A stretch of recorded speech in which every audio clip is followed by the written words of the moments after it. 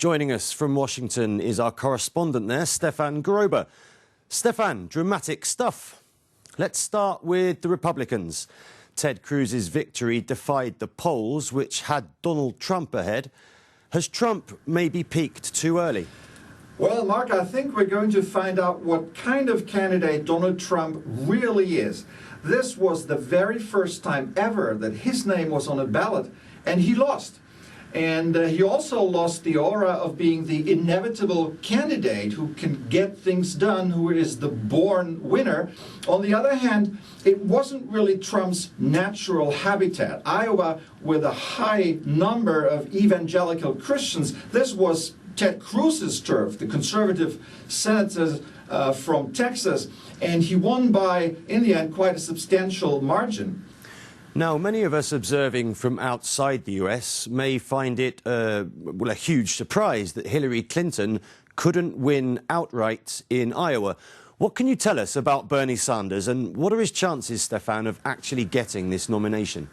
Well, it was a surprise even here in the United States, and certainly for the Hillary Clinton campaign. Bernie Sanders scored well in Iowa, and he will certainly score well in New Hampshire next week, which is a neighboring state to his home state of Vermont, because these states are not typical. They are not diverse. They have almost no minorities, and Hillary Clinton banks on the fact that she is strong in the big states where she can play out her advantages with women, with Latinos, with African Americans. But the lesson that she learned in Iowa is never underestimate Bernie Sanders. So the focus now turns to New Hampshire for round two.